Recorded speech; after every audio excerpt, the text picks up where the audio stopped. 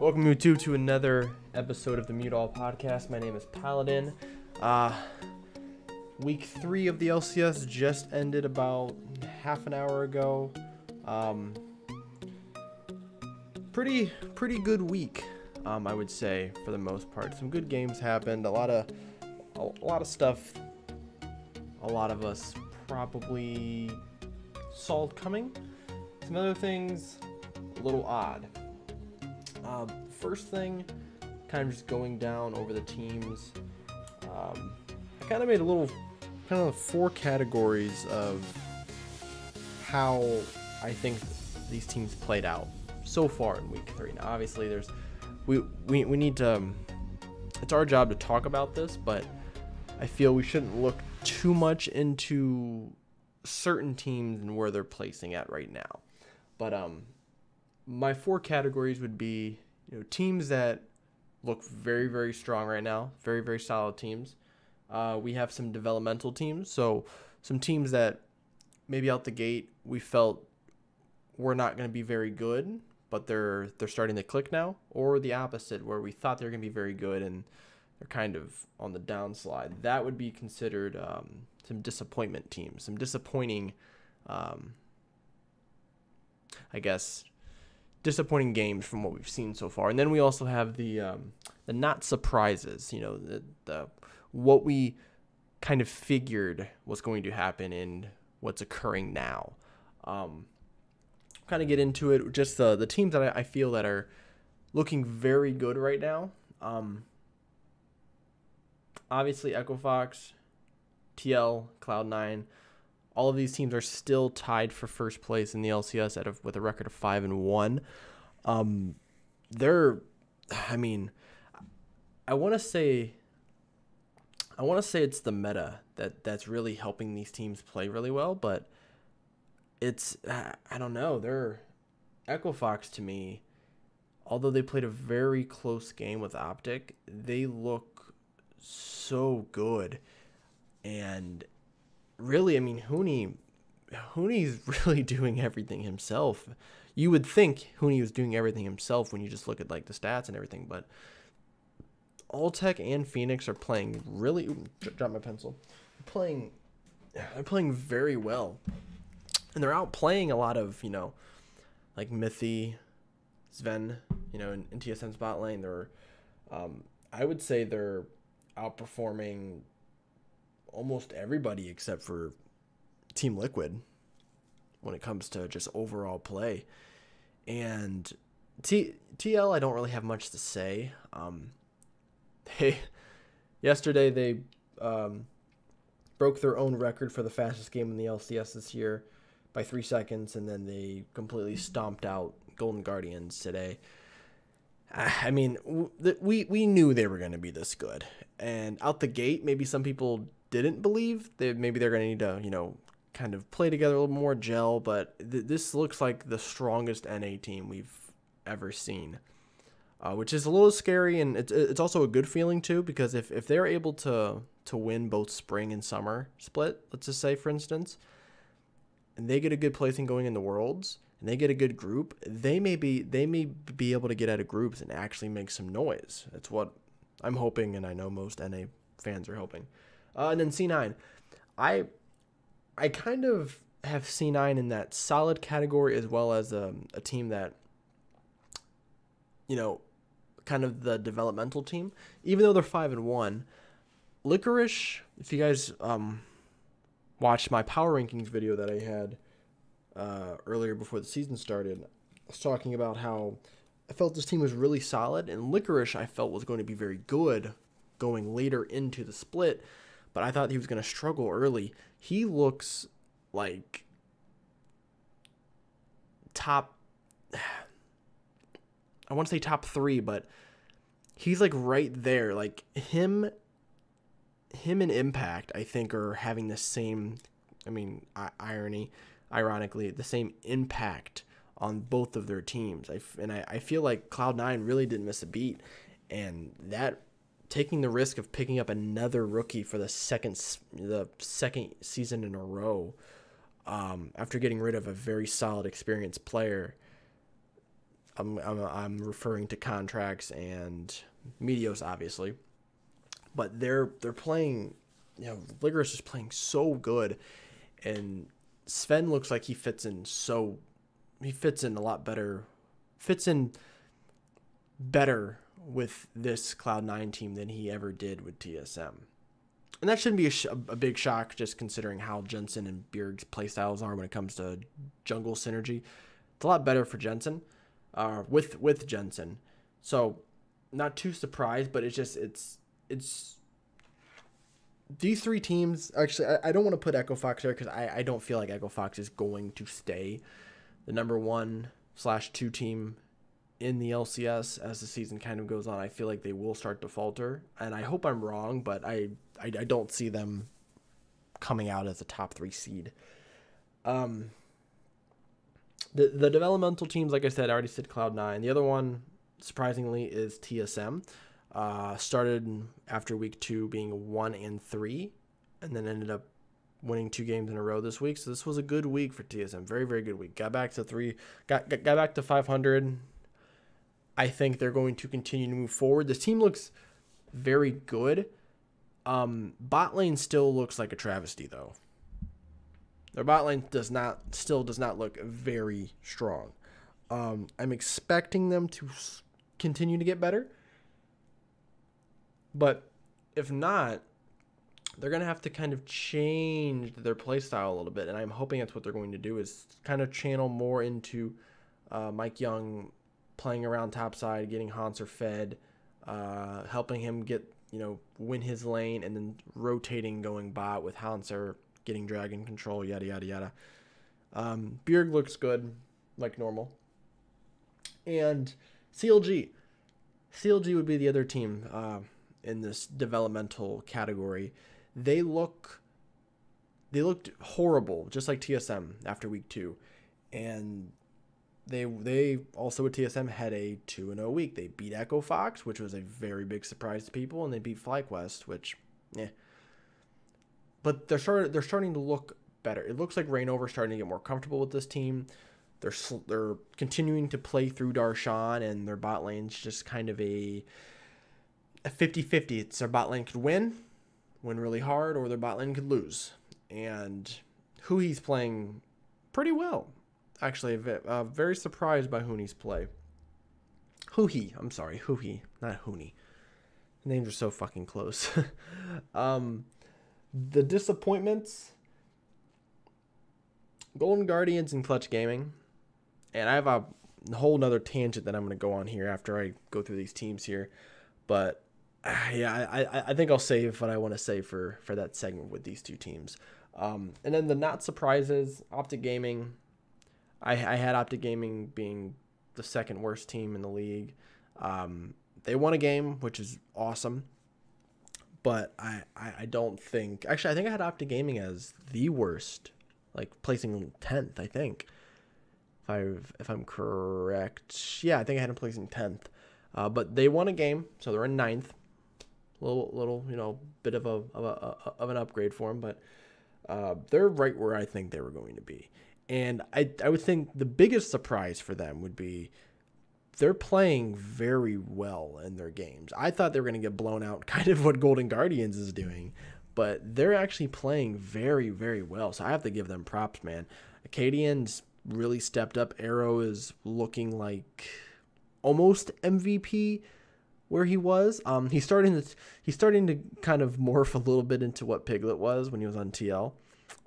Playing really, really aggressive, getting caught out, being the reason why you're losing games. Both games this weekend was lost. I think kind of a downward spiral after the enemy team and got Baron or Elder, and Arrow gets picked off, and it's like, oh well, game's over. And I think that happened in both games,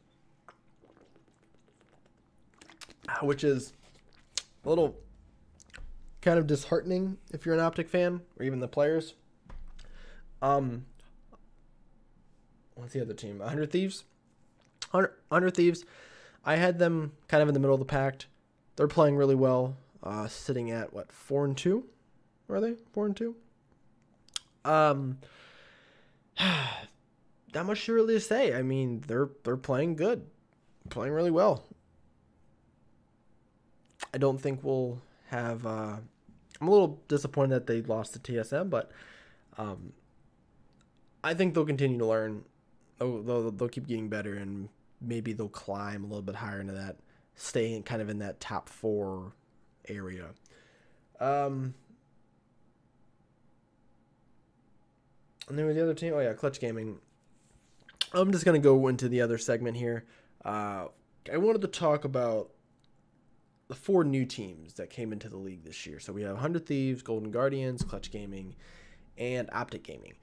Now, as the newcomers, you are susceptible to having doubts, to having higher projections than where you eventually land. I mean, obviously, if you shoot for the stars and you land on the moon, you're still doing a good job. But I mean, Clutch Gaming said that they were gonna be in playoffs. They were gonna win the split. I know it's just a cocky attitude that they're bringing out, just to show that they're that they're behind their team. But I would say 3 of these teams, I'd say 3 of these teams I'm pretty disappointed in. And I have to kind of dial back my anger towards them. With all this money that they brought in, getting coaching staffs, getting these players, and they put together these rosters that are complete shit in a sense. I call it the FlyQuest effect. And if you guys remember when FlyQuest first came into the league, for one, their logo looked like a toddler's paint project for school. It was horrible. It looked like they just found a vector image off Google, and it's like, this is going to be our team logo. I believe they paid 7 figures for the I Will Dominate style ex-semi-pro challenger team from Cloud9, which consisted of High, Lemon Nation, and Balls, which were the 3 players that got dropped from the main team because they showed a decline in performance. So they paid $1 million to get these 3 players, as well as Moon, who before last season never seen really any success at all as a jungler. And they brought in Altec, who I can't say anything bad about Altec. He seems like a nice guy, and he's not the greatest AD carry in the league, but he's solid. Obviously, he's on Echo Fox. So they brought this team in, paid 7 figures for it, and started off good. FlyQuest Dream started off great. I think they were like 6-0, and then they ended up missing playoffs, both splits. And after the first split, the second split, they basically trashed most of their team. No, they didn't trash most of their team, did they? No. They just brought in Wild Turtle, and then basically got shit on the next split, and then they completely revamped their roster. I think for Golden Guardians, Optic Gaming, and Clutch, I think this is what's going to happen to them. Probably, I would say for Golden Guardians and Optic, they're probably going to blow the roster up, I would say, after the season. I think if they do it if they do it at the beginning of the end of spring split, I feel there has to be some tension somewhere with maybe some bad attitudes going towards players, or attitudes towards, like, interactions towards coaches and players. Then they would probably make a change. I would say, though, we're probably looking at the end of the season, but I think both of these rosters will get demolished and redone. Optic, I mean, really, the strong point for Optic is Power of Evil. And if Arrow gets a kind of a like-minded support, I think I think the bottom side of the map could be very, very beneficial for them. I think they can keep everything else. I think Lemon is definitely the problem with a lot of it. Lemon should be the coach. I said this in my power rankings video. I think Lemon should be the coach. I don't know why he's still playing for them. He can make a lot more money and not have to worry about playing and just coach this team. He can be a way better coach. Bring in somebody else. I would say somebody who has a aggressive support style to kind of match the aggressiveness that Arrow brings, and then their bot lane would at least be, in a point where it's a coin flip. So where it's like if they could snowball early, the spot lane's going to play really, really well, or they get shit on and they don't do anything the rest of the game, but at least they have a chance to win. This bot lane now is just horrendous because they're just on different pages. Like Lemon's always kind of the passive. He's always been that sort of passive player, and then he picks the spots to go in. Arrow just he's like the wild turtle, piglet. I'm gonna flash forward kind of player, and they just don't mix really well. Ziggs and Acadian. I mean, if you can find somebody to replace him that's not an import, I would say go for Ziggs. I'd keep Acadian, but if not, I don't think Ziggs is bad, or I don't think he's great, but he knows how to play. The one I think this is I'm gonna get off on a little bit of a tangent here, but I watched every game this weekend, or at least the highlights of some of the games because I was unable to watch a lot of the games on Saturday. Gnar was picked 9 times, right? Check my source here real quick. I'm pretty sure Gnar was picked 9 times. 9 out of the 10 games, Gnar was in.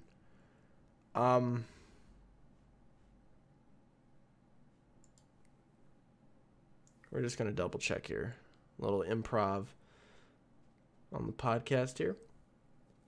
So the reason why I'm gonna talk about Gnar. So if he's picked in 9 games, 5 of those games, everyone knows this. This is not a secret. Gnar has one huge counter.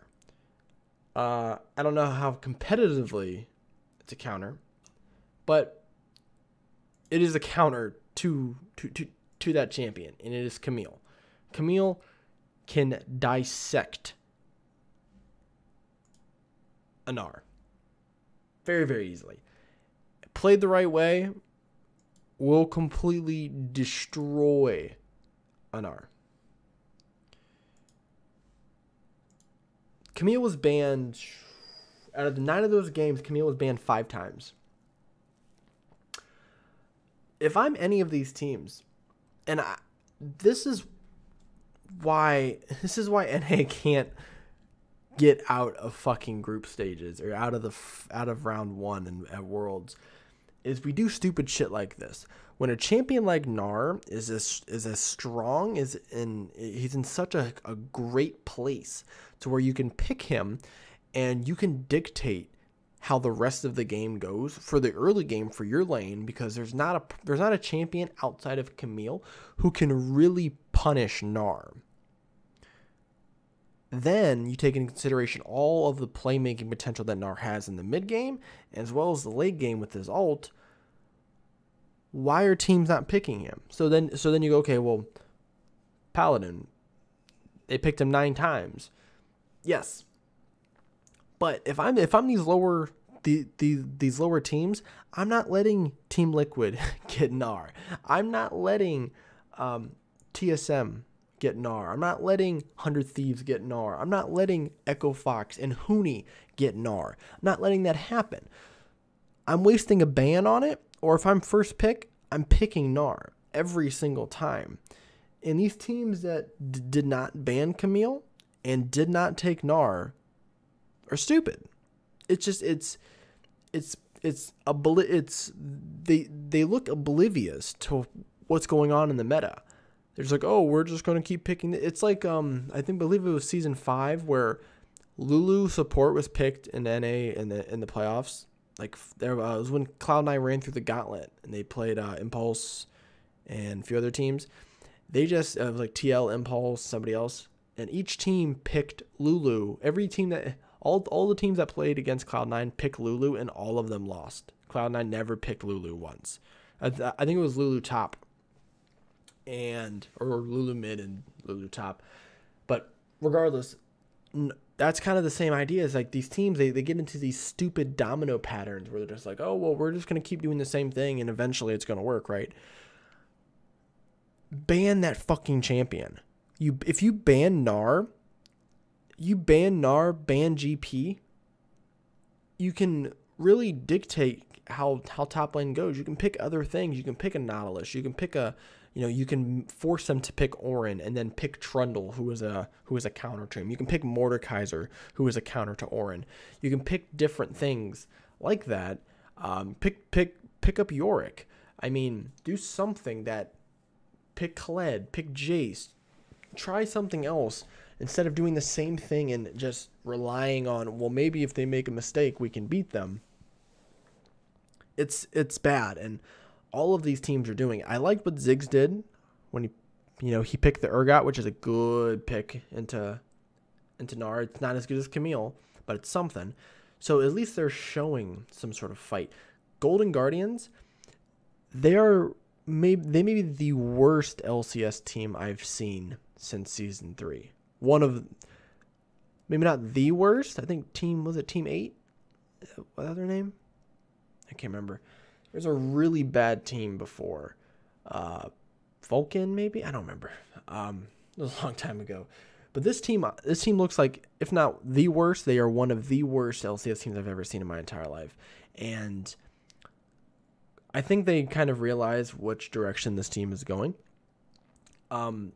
They said they fired Loco from a comment that he made to a rioter. Maybe. But they probably also seen how everything's going. And they're like, okay, we're going to get rid of this kid and pick up somebody else. And I have no problem with Loco. I've never met him before. Probably doesn't even know I exist. But every team that Loco's been on, it's always turned into kind of a toxic, hazardous area. TSM, TL. I don't know about Goldcoin, but I think Loco is smart enough and should be on some team's coaching staff.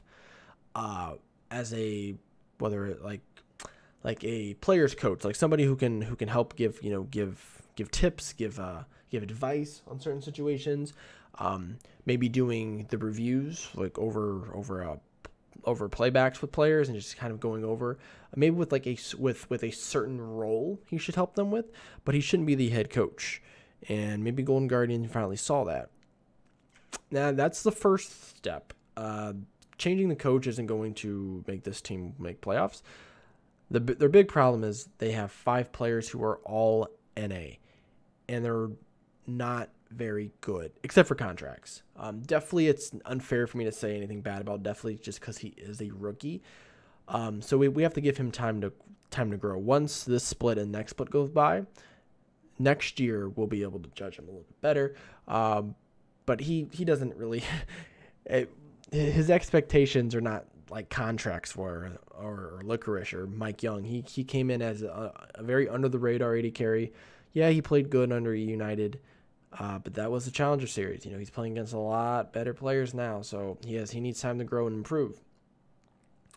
I'm still shocked that Liquid, not Liquid, Liquid too, but I'm decided that Golden Guardians decided to pick up Matt instead of getting somebody like Mad Life or going overseas to try to find a very spontaneously good support that they could play around. I mean, they have contracts, which is solid. High isn't bad to have in the mid lane, but so many teams are playing around their bot lane in this meta, and your bot lane's bad, you're not going to win unless your top lane is really, really good, and Lorlo is not that. So Golden Guardian has a lot of work to do, as does Optic Gaming. Now, Clutch Gaming, I like the roster. I don't think they need to do much changing. Solo's just going to get beat up for the next half a split and probably all of next split, which is good for him because he's going to learn on the fly how to deal with these really good top laners. And hopefully he comes out and grows and becomes a better player. If he doesn't, Clutch Gaming is in trouble because they're not going to win a split with the worst player. Is he the worst player stat-wise? I don't know. I don't think he's the worst player stat-wise, but when you look at these teams, people would probably rate him as the worst just off of player opinion. And no offense to him, but it's not really his fault. He's a rookie getting thrown into this, which he's getting thrown into a very good team, who really isn't going to give you much focus. He is definitely getting the direst treatment in the top lane, and he has to play against Impact and Someday and Haunter and Hooney and Darshan, and it's a lot. There's a lot of good top laners in the league this year.